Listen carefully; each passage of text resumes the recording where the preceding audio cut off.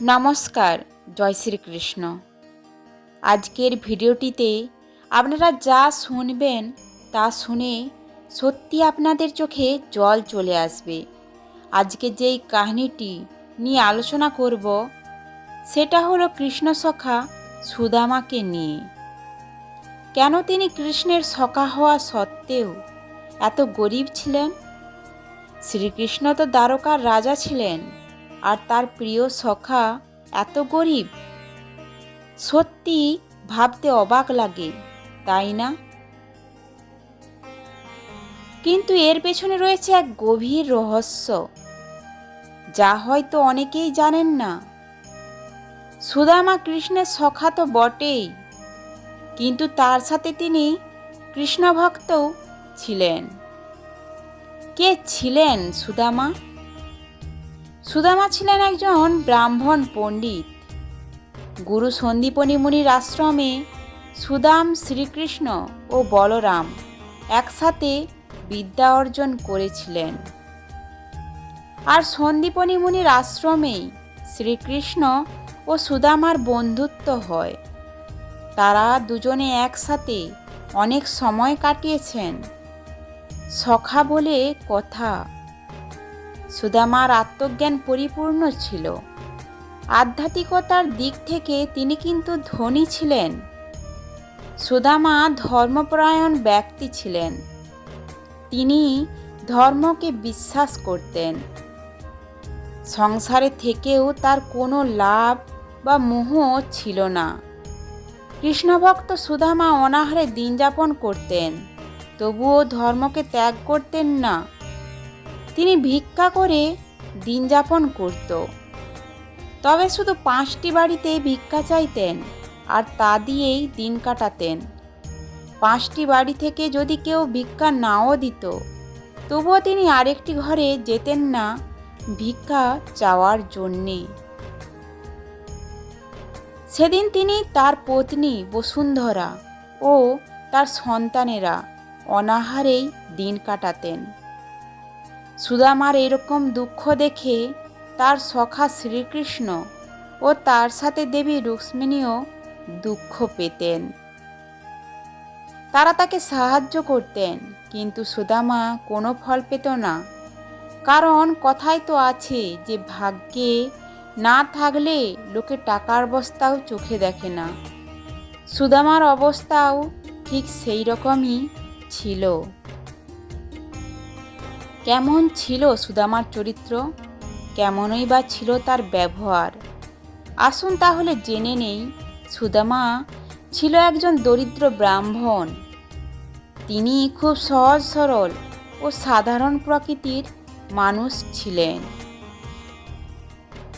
তিনি ভগবান শ্রীকৃষ্ণের সখা ছিলেন, কিন্তু তার সাথে তিনি কৃষ্ণ ভক্তও ছিলেন।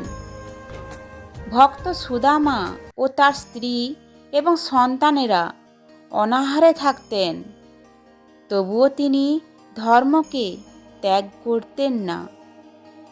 বরং তিনি ধর্ম কথা ও কৃষ্ণ কথা প্রচার করতেন। তিনি সব কিছুই ভাগ্য এবং তার সখা শ্রীকৃষ্ণের ওপর ছেড়ে দিয়েছিলেন। মানে তিনি তার জীবনের সব কিছু কৃষ্ণের ওপর ছেড়ে দিয়েছিলেন। আর এমন চরিত্রের মানুষকে শ্রীকৃষ্ণ খুব ভালোবাসেন। সুদামা এমন মানুষ ছিলেন যে তার পরিবারের জন্য তিনি মুক্তিও পেতে চাইতেন না। তার জীবনের চেয়ে তার ধর্মকেই তিনি বেশি মূল্য দিতেন। এরকম চরিত্রের মানুষ ছিলেন কৃষ্ণ সখা সুদামা। কী কারণে সুদামা গরিব হয়েছিলেন? সুদামার গরিব হওয়ার পেছনে রয়েছে এক গভীর রহস্য। এই রহস্যটি শুরু হয়েছিল তখন যখন শ্রীকৃষ্ণ ও সুদামা একসাথে বিদ্যা গ্রহণ করতেন। সেই সন্দীপনী মুনির আশ্রমেই রহস্যটি শুরু হয়েছিল, যেখানে কৃষ্ণ ও সুদামা বিদ্যা শিক্ষা নিতেন। এমন কি কারণ ছিল যে কৃষ্ণ ও সুদামা একই জায়গা থেকে বিদ্যা শিক্ষা নেওয়ার পর সুদামা গরিব হয়েছিলেন, আর অন্যদিকে কৃষ্ণ রাজা। তারা দুজনে তো সখাও ছিল। এবারে রহস্যটি জেনে নিন। সন্দীপনী মুনির আশ্রমের পাশে এক কুটিরে বৃদ্ধা থাকতেন। তিনিও ভিক্ষা করে তার দিন কাটাতেন।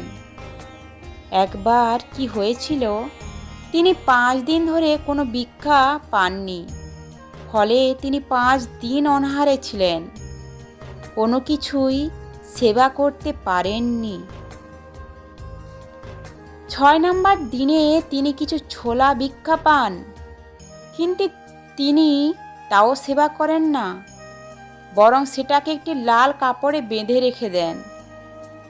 কারণ তিনি মনে মনে ভেবেছিলেন যে পরের দিন সকালে ঠাকুরকে ভোগ দিয়ে তবেই সেই ছোলা সেবা করবেন। সেই বৃদ্ধার ভাগ্যটা দেখুন। সেই রাতেই ওই বৃদ্ধার কুটিরে ডাকাত আসে। ডাকাতেরা সব কিছু তন্ন তন্ন করে খুঁজেন, কিন্তু কিছুই পান না। অবশেষে তাদের নজরে কাপড়ে বাঁধা সেই ছোলার পুডলির উপর পড়ল। কাপড়ে বাঁধা ছোলার পুডলি দেখতে পেয়ে সেই ডাকাতেরা মনে মনে ভেবেছিলেন যে ওই পুডলিতে বুঝি অনেক স্বর্ণ অলংকার রয়েছে। তাই তারা সেই পুডলিটিকে নিয়ে যান এবং সন্দীপনী মুনির আশ্রমে লুকান। কাপড়ে বাঁধা পুডলিটি নিয়ে ডাকাতেরা যখন সন্দীপনী মুনির আশ্রমে লুকান, ঠিক সেই সময় সেইখান থেকে সুদামা এবং কৃষ্ণের গুরুমাতা আসছিলেন। তাদের গুরুমাতা আসার শব্দ শুনে ডাকাতেরা ভয়ে কাপড়ে বাঁধা সেই ছোলার পুডলিটিকে সেইখানেই ফেলে চলে যান। অবশেষে ছোলার পুডলিটিকে গুরুমাতা পান এবং পরের দিন সকালে তিনি সেটা সুদামাকে দিয়ে বলেন কৃষ্ণের সাথে সেবা করতে। আবার অন্যদিকে সকালে উঠে সেই বৃদ্ধা যখন তার ছোলার পুডলিটি পায় না, তখন তিনি বুঝে গিয়েছিলেন যে তার ছোলার পুডলি চুরি হয়ে গেছে। তাই তিনি রাগে অভিশাপ দেন যে আমার ছোলা যে খাবে তার অবস্থা আমার মতোই হবে। আবার সুদামা ছিলেন একজন আত্মজ্ঞানী পুরুষ। তিনি ছোলা দেখেই বুঝে গিয়েছিলেন যে এই ছোলার মধ্যে অভিশাপ রয়েছে, কিন্তু তাদের গুরুমাতা তাকে সেবা করতে দিয়েছিল বলে সুদামা ছোলাগুলিকে ফেলেও না, আর তার সখা কৃষ্ণকে দেয়ও না। তিনি ছোলাগুলিকে একাই সেবা করেন, আর এই কারণেই সুদামা গরিব হয়ে রইলেন। সুদামার মিথ্যা বলা। সুতরাং শ্রীকৃষ্ণকে অভিশাপের হাত থেকে রক্ষা করতে সুদামা ছোলাগুলিকে একাই খেয়ে নেন। কিছুক্ষণ পরে কৃষ্ণ এসেছিল সুদামার কাছে। এসে সুদামাকে বলেন, গুরুমাতা বলে সেবা করার জন্যে ছোলা দিয়েছে, তা কোথায়, আমাকে দাও। সুদামা বলেন, ছোলা পড়ে গিয়েছে। এই যে মিথ্যা কথাটা বলে শ্রীকৃষ্ণকে, এতেও তার অপরাধ হয়েছে। তখন শ্রীকৃষ্ণ সুদামাকে বলেন, মিত্র সুদামা, আমাকে তুমি মিথ্যা কথা বললে, তবে আমিও বলছি একদিন না একদিন তুমি ঠিক আমার জন্যে খাবার কিছু নিয়ে আসবেই। দ্বারকার পথে সুদামার গমন। সুদামার জীবন খুব কষ্টে কাটত। তার সাথে তার পত্নী ও সন্তানদেরও জীবন খুব কষ্টের ছিল। তাদের দরিদ্রতা চরম সীমায় পৌঁছে গিয়েছে। একদিন সুদামার পত্নী সুদামাকে বলে, ওগো, তোমার সখা শ্রীকৃষ্ণ দ্বারকার রাজা, আর আমি শুনেছি তিনি খুবই দয়ালু। তুমি একবার তার কাছে যাও, দেখবে আমাদের সব সমস্যার সমাধান হয়ে যাবে। প্রথমে সুদামা অস্বীকার করে বলে, আমি আমার সখার কাছে অর্থ চাইতে পারবো না। কিন্তু সুদামার স্ত্রী সুদামাকে জোর করে বলে, অর্থ না চাইতে পারলে একটা কাজ চেয়ে নিও। তাতেও আমাদের দরিদ্রতা ঘুচে যাবে। সুদামা বলে, আমি সখার কাছে কিছু চাইতে পারবো না, তবে আমি আমার সখার সাথে দেখা করার জন্য যেতে পারি। কিন্তু কি নিয়ে যাব? সখাকে আমি কি দিব? অবশেষে সুদামা তাদের কুটিরে রাখা কয়েক মুষ্টি চাল ও কিছু খুদের নাড়ু নিয়ে দ্বারকার পথে গমন শুরু করে। কৃষ্ণ সুদামার মিলন। সুদামা দ্বারকায় এলে সেখানকার সবাই সুদামার ছেঁড়া বস্ত্র, শরীরের নোংরা অবস্থা দেখে অবাক হয়ে যান। কৃষ্ণ সুদামার খবর পেয়ে সঙ্গে সঙ্গে তার আসন ছেড়ে চলে আসেন। সুদামাকে দেখার জন্য তিনি দৌড়ে এসে সুদামাকে আলিঙ্গন করেন। এখানে ভাবুন, ভক্ত আর ভগবানের মিলন হচ্ছে। আহ, কি সেই দৃশ্য! ভাবলে এখনো আমার চোখ দিয়ে জল চলে আসে। সুদামা দ্বারকায় আসায় শ্রীকৃষ্ণ তাকে নিয়ে তার আসনে বসান, তার চরণামৃত করেন, তার জন্যে সেবার ব্যবস্থা করেন, তাকে নতুন বস্ত্র দেন এবং দেবী রুক্মিণী স্বয়ং তাকে পাখা দিয়ে শীতল বায়ু প্রদান করেন। কৃষ্ণের দুয়ারে অতিথি সেবায় সুদামা খুব খুশি হন, কিন্তু তিনি কৃষ্ণকে তার কাজের কথা বলতে পারেন না। কিন্তু শ্রীকৃষ্ণ তো ভগবান, তিনি সবই জানেন।